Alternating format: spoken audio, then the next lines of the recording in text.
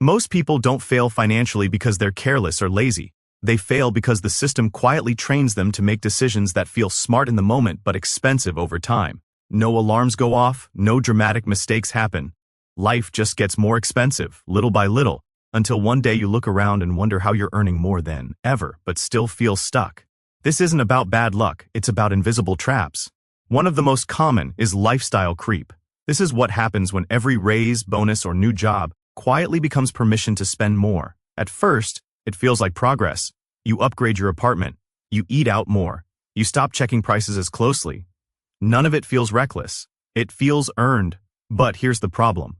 When your spending rises at the same pace as your income, nothing actually changes. You don't build savings. You don't create security. You just get better things while staying just as vulnerable as before. The gap between what you earn and what you keep stays the same, or worse, shrinks. Financial freedom doesn't come from income alone. It comes from that gap, and lifestyle creep closes it without you noticing. Another trap is the illusion of affordability, especially when it comes to cars.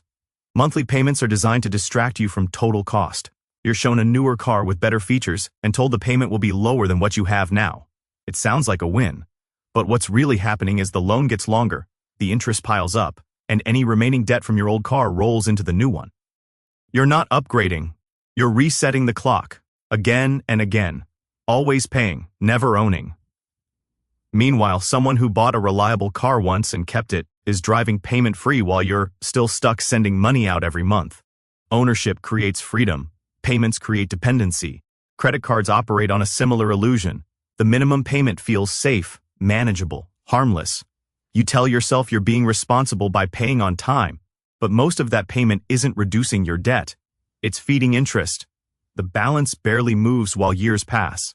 Minimum payments are not designed to help you get out of debt. They're designed to keep you in it as long as possible. The smaller the payment feels, the longer you stay. And compound interest quietly works against you in the background.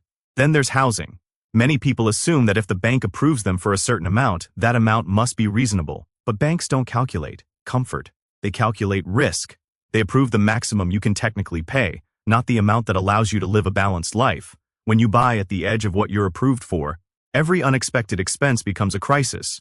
Repairs, taxes, insurance, maintenance. None of that shows up in the approval process. You own the house, but the house owns your choices. You stop saving. You stop enjoying life. You work just to maintain a structure that was supposed to represent success.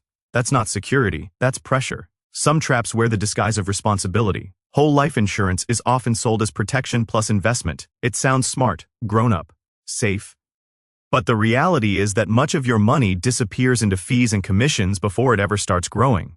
The returns are slow. Accessing your own money requires borrowing against it. And in many cases, the insurance company benefits more than your family does. Simple, transparent solutions often outperform complex ones. But complexity feels sophisticated, and that's how the trap works.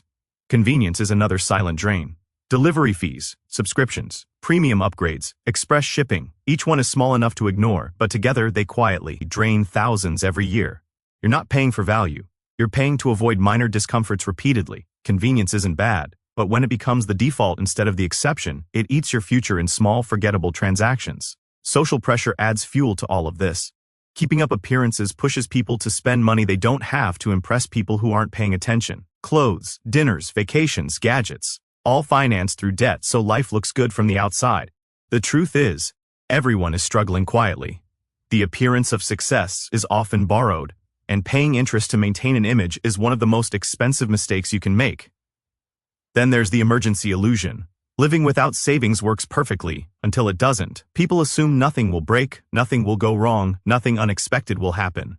But emergencies aren't rare, they're guaranteed. Without a buffer, every surprise turns into debt. Savings aren't about optimism, they're about realism. They're not for if something goes wrong, they're for when. Shopping as emotional relief is another trap. Buying something gives a temporary dopamine hit, stress goes down, control feels restored. But the feeling fades and the debt remains. The stress returns, now worse than before. So the cycle repeats. Spending becomes medicine, and the side effects are long-term financial pain. Retirement delay is one of the most damaging traps because it steals something you can never get back: time. People tell themselves they'll start saving later, when they earn more. But compound interest doesn't care about intentions, it cares about time. Starting small early beats starting big later. Every year you wait costs you decades of growth. There is no perfect time. There is only earlier or later. Brand loyalty is another hidden tax. Many products are identical in function, but branding convinces you one version says something about who you are. You're not paying for quality, you're paying for identity. And that identity comes with a markup that compounds over a lifetime. Finally, there's the side hustle trap. Extra income can help, but only if it's paired with fixing spending. Otherwise, it just props up a broken system. More work, more exhaustion, same problems. Cutting expenses creates permanent relief. Hustling creates temporary relief that demands constant effort. Most financial stress isn't caused by a lack of income, it's caused by systems that quietly drain it. The solution isn't extreme frugality or never enjoying life, it's awareness. It's choosing intention over autopilot. It's understanding that freedom isn't about how much you make, it's about how much control you have over your future.